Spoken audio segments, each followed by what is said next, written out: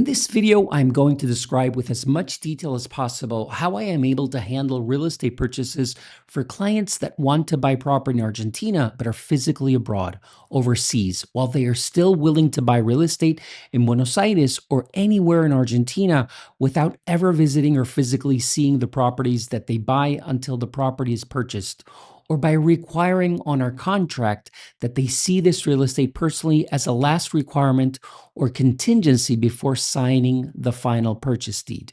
Of course, this approach is not for everyone because some clients want to walk the properties they buy. They want to be there before they decide on purchasing it. But for that, of course, you have to be able to afford traveling and staying in Argentina during the entire purchase process, which can take weeks if this happens fast or months if issues arise. And frankly, most clients can't afford this expensive process the old school way. So keep watching because this approach has worked for decades, and all I get are more clients wanting to follow this perfect strategy. Keep watching so that you can decide for yourself whether this is for you or not. Now, in my opinion, this continues to be the best approach that we have found in a hot market such as the Argentina of Javier Milei, where things continue to get better, and that can be easily verified in Argentina's real estate market, which went from properties not being sold at all during the previous administration of Milei to a market where properties are selling and increasing in value month after month, and it's all thanks to President Javier Milei. Also, if you've watched my other previous videos, you probably know by now that I continue to insist that the moment that President Javier Milei annuls Law 26737, better known as the Law of Lands, tens of billions of dollars will flow into Argentina from Saudi Arabia, UAE, Middle East, Russia, China, and of course the USA and Europe, as well as money from other countries where high net worth individuals want to put their tens of millions in the best value on earth. Land banking. Argentina is the ninth biggest country on earth in terms of size. If Javier Milei annuls the law of lands, what will happen is that the giants' money from all around the planet will start buying the biggest farms in the nation, and that will only cascade, benefiting the entire country's real estate market in general. This is mathematical that it will happen. Just so that you know, in every single country on earth, the biggest real estate purchase that any buyer can make in terms of real estate as an asset class is always land, because these buyers use it for what's called land banking, which is basically buying and waiting till the real estate goes up in value, but mainly for wealth preservation. The people that are holders of very important wealth do not need to grow it much more. What they're looking is to not lose it. And Argentina's farms are the greatest target that they look to preserve it. And because they know that while putting it safely to sleep in Argentina, land continues to grow. Always. Many billionaires prefer this option as to buying gold bars or sitting tens of millions or even billions of dollars and euros on their checking accounts. Nothing safer than land banking, but unfortunately in Argentina, it can't be done for now due to the law 26737, also known as Argentina's law of land, which is the one to blame. And I am confident that Javier Milei will take care of this sooner or later. I do know that President Javier Milei will do something about this. It's a matter of time between 2025 and 2026 that something has to happen.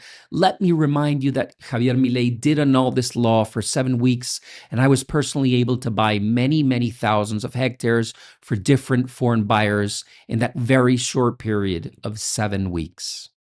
Now, once this law of lands is annulled once and forever, Argentina's real estate prices will change dramatically and for good. And I'm glad I'm recording this so that we can all go back and have proof of what I said.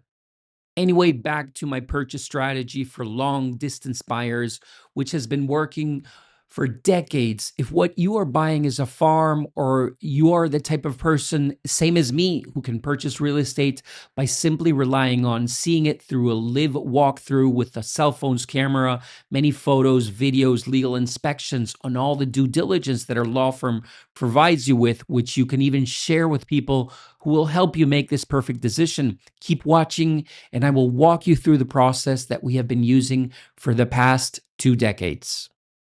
Now, let me clarify that 50% of the people who choose this method of remote purchasing usually jump on a flight when everything is pretty much decided. But be reminded that the other 50% do see their properties after they purchase them, and they normally love how this approach was handled.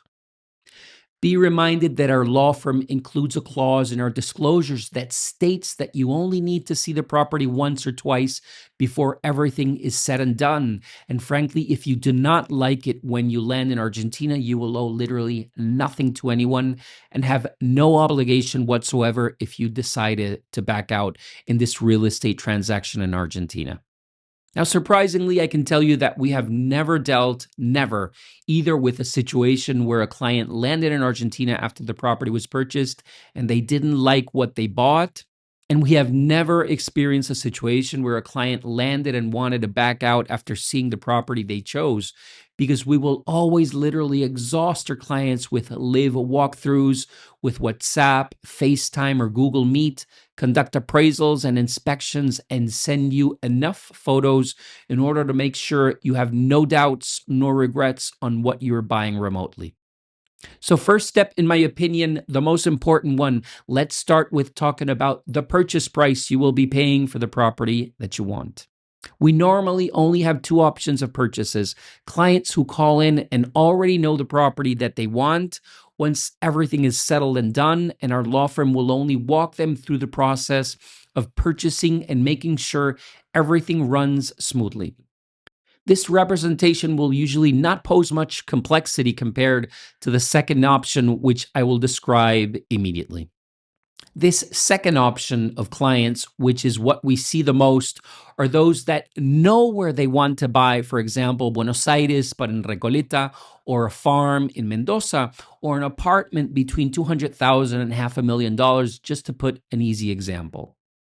In this case, the client discloses their budget and they guide us to the best of their abilities with what they want, and we send them a few listings per their instructions. Out of those listings, they choose one or two properties, and pay attention, because this is how we start transactions purely with a negotiation. We contact the listing agent on each of the properties that the client chose of the options sent to them, and we will make them the most unexpected and aggressive lowball offer ever, and this is how we do it. For example, I myself will call the real estate agent. I will never disclose that my client lives in the United States or that they are a foreign buyer, because that translates into just one thing: the real estate agent thinking that my buyer is wealthy and should not be granted any discount whatsoever during the price negotiation period. What I always do is I tell the agent that I have a client who is extremely interested in buying this given property and can move as fast as the seller is willing to sell. I tell the agent that my buyer knows the neighborhood. I also tell the agent that my buyer knows the block and they also know the home or the apartment from outside, but they have never been inside of the property, of course. And if the price is locked in at a number that my buyer agrees to, I will require that my buyer see it in person, and if all looks good, they will buy. Now, here's my strategy that always works 100% of the times. I will tell the agent that my client wants to offer something extremely aggressive, such as 40% below asking price. With this very lowball aggressive offer, I will take the agent's temperature and make that person immediately open up into providing three different answers, and they're always the same. They never change. Number one, they take it absolutely personal and they will not even pass on my offer to the seller. This automatically means that the best discount I will ever get on this specific property is anywhere from 5 to 15% at the very, very most. Second option is they say the offer is way too low to be passed on, but maybe if I can come up with a higher and better offer, we will be in the game of buying.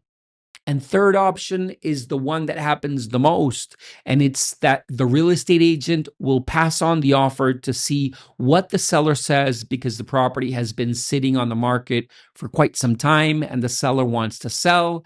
And the real estate agent, of course, certainly wants to get paid their commission as fast and as soon as possible. A tip for you to know, another additional thing that I tell the real estate agent is that if we need to come up with more money, I am going to be forced to ask all the real estate agents, of course, the middlemen, to reduce their contingent fees to make this transaction happen. This immediately makes the agent want to move fast and lower the seller's asking price before their fee gets touched and reduced. Frankly, this always works extremely well in our favor. As you can see, my approach is extremely aggressive, but it always works positively in our favor. Here's the great news. Between my attorney fees, the real estate agent fees, the title or escrow fees, which are called escribano fees, and every cost, fee, and expense included, the final and total number will never exceed 16% of the total purchase price agreed. So on top of whatever you're going to be paying for the property, there's an additional 16% on average. So that everything is clear, this 16% is what my buying clients normally have to pay besides the final purchase price. But keep watching this video because my goal, number one, is buying real estate for my foreign clients and doing it in their best interest. But my goal, number two, is transferring the 16% to the seller by reducing the purchase price, and it always works. If things go well and my foreign buyers allow my law firm to take over the entire transaction, our track record is that we almost never get a discount for our buyers for less than 10 to 12%. Now, if we got a 15 to 20% discount, we have literally transferred all costs, fees, and expenses to the seller and gotten our buyers a big discount. And this normally happens most of the times. Of course, this will not last forever. As Javier Milei's Argentina continues to get better, this negotiation tactic, of course, will slow down and start disappearing. But I do predict we still have another 24 to 36 months to take advantage of this sales strategy. Now, with the percentages that I just explained, and I'm conservative to state that by obtaining these discounts, I'm transferring all costs, fees, and expenses to the seller and not to you, the buyer. And that makes me a high-skilled and inexpensive option to assist buyers looking for smooth transactions where all the liability is transferred over to me, the lawyer, in exchange for a fee that is mostly transferred over to the seller. I call this a win-win situation. Hopefully, you're seeing it that same way. Because if with my negotiation skills, I'm able to achieve a 10 to 15% discount and all costs, fees, and expenses together are in a neighborhood of 16%, I'm literally accurate to state that I can end up being your cheapest and most efficient option out there. Hopefully, you'll agree. So that this video doesn't become endless, if you retain my legal services for real estate purposes and you hired my law firm to assist you in buying real estate in Argentina, we take care of absolutely everything until the very moment in which you have the real estate deed that says you're the home or landowner. If you have any questions, please feel free to reach out through WhatsApp or by visiting lemaris.com, and let's discuss any other questions that you may have. Gracias from Argentina.